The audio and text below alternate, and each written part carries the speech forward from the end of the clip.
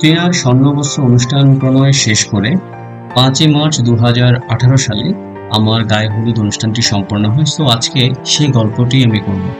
আমার টিনার স্বর্ণবস্ত্র অনুষ্ঠানের ব্লগটি যদি আপনারা না দেখে থাকেন, আমি অবশ্যই ডেসক্রিপশন বক্সে আপনারা সেটা দেখে নিতে পারেন।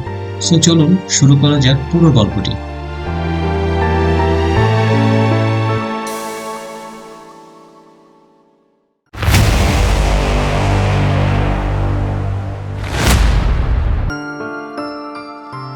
বিয়ে মানেই তো নতুন একটি অধ্যায় জীবনের শুরু। অনেক পরিমাণ রেসপন্সিবিলিটি নিজে নিতে হয়।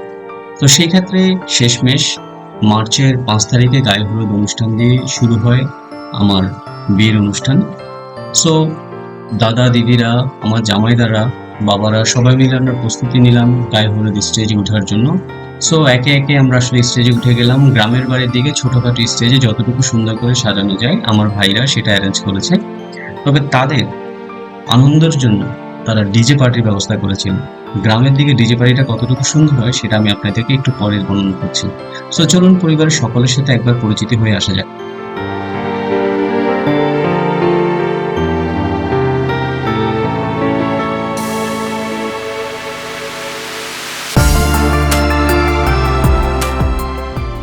আমরা ৯১টি গ্রামে থাকি। তো গ্রামের মোটামুটি সকলেই চলে এসছে। সো এইদিকে স্টেজেও মোটামুটি আমি উঠে পড়েছি আমার দাদারা আমার সাথে। সো মা বাবা এসে একের পর এক আমাকে আশীর্বাদ করবে।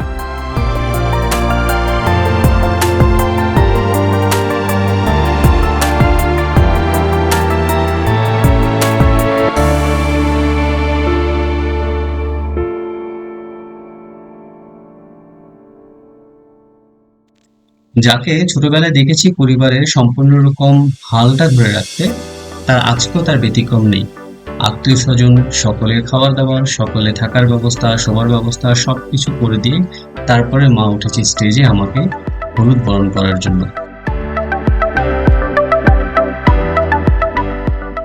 আমার মা এবং বাবা আর পুরো স্টেজের চারপাশে যত রকম ফল ফলাদি কেকের ডেকোরেশন ছিল সম্পূর্ণ রকম করেছে আমার দিদি, জামাইদা, আমার ছোট ভাই এবং বোন সকলে মিলে।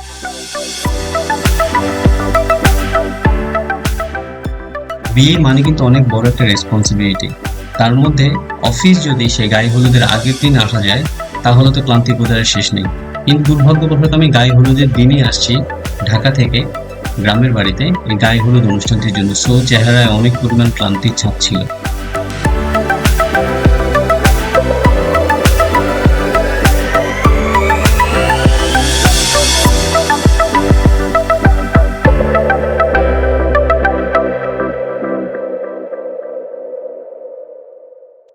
প্রথমে আসি আমার ছোট বোন, আমার দিদি আর বৌদিদেরকে নিয়ে। সো হাতের বাম পাশে রয়েছে আমার দিদি, তার পাশে হচ্ছে বৌদি, আর হাতের ডান পাশে হচ্ছে আমার জ্যাঠাতো বোন আর আমার ছোট বোন।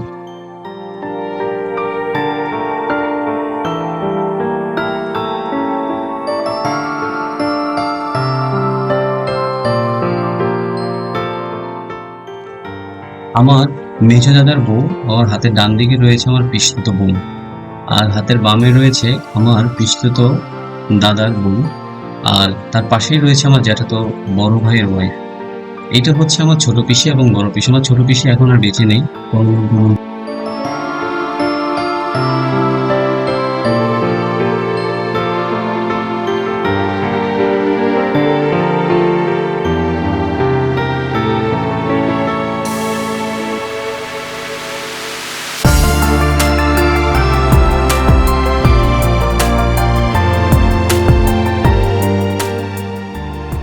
আমার মাসি, আর হাতের ডান দিকে হচ্ছে আমার আরেকটি বোন।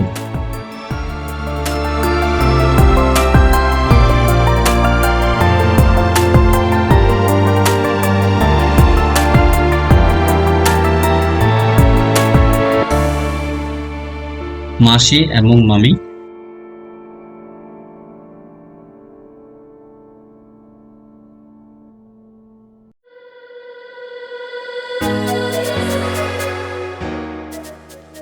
দাদুভাই অনেকদিন আগেই পরলোক গমন করেছেন। আমার দুই দিদাকে নিয়েই এই হাস্যোজ্জ্বল ছবিটা।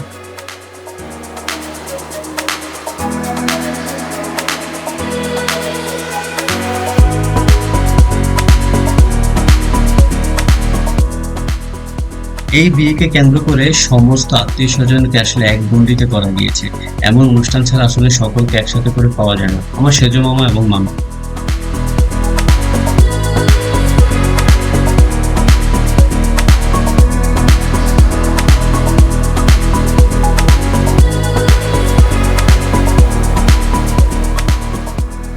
ছোট পিসা এবং পিসি।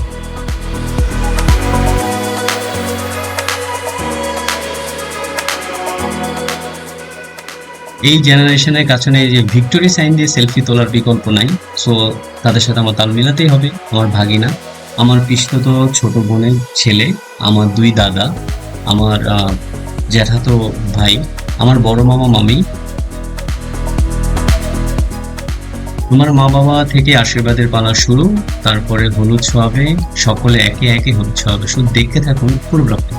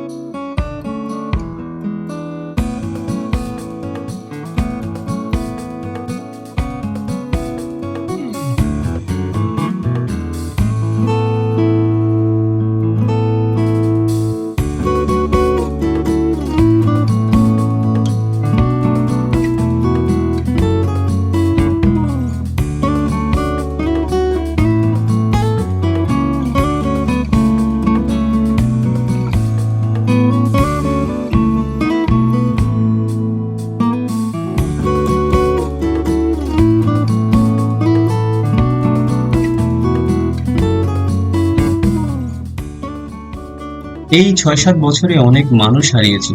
বিশ্বাস করুন, তাদেরকে আসলে স্মৃতিগুলো রোমন্থন করলে প্রচন্ড কান্না পায়। এত অল্প সময়ে এতগুলো মানুষকে হারাবো কখনো ভাবিনি। দিদি হারিয়েছে অসুস্থতায়, আমার পিসি হারিয়েছে হঠাৎ করে, আর আমার দাদু তো আগেই চলে গিয়েছে। দাদু এই অনুষ্ঠানটি দেখে যেতে পারেনি। আমার জ্যাঠা চলে গেছে অনেক আগে, যখন আমি ভার্সিটি লাইফে পড়াশোনা করি। আমার জ্যাঠাতো ভাই চলে গিয়েছে প্রায় ৩ থেকে ৪ বছর আগে।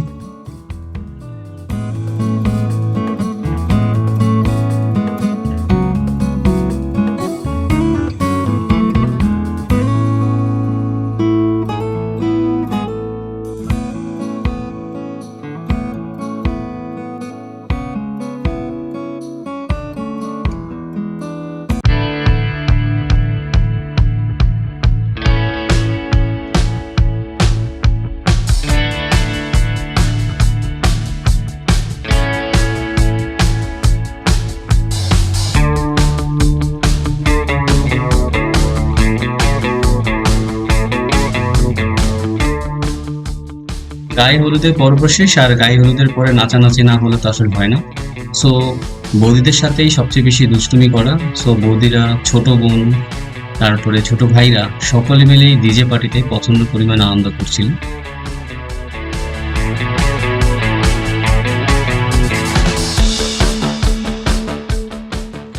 আমাদের বংশের প্রথম বড় বোন, আমার পিসতুতো বোন, তার জামাই সকলের সাথে এতটাই পরিমাণ ফ্রি এবং প্রচন্ড ক্যাজুয়াল মুভমেন্টে থাকে। দেখুন, সদস্যরা খুব আনন্দ হই করে নাচানাচি করছে। সো এইভাবেই করে প্রায় মধ্যরাত পর্যন্ত এই আনন্দ, এই আয়োজন ছিল। তার পরবর্তী আমরা অধিবাসের জন্য তৈরি হই।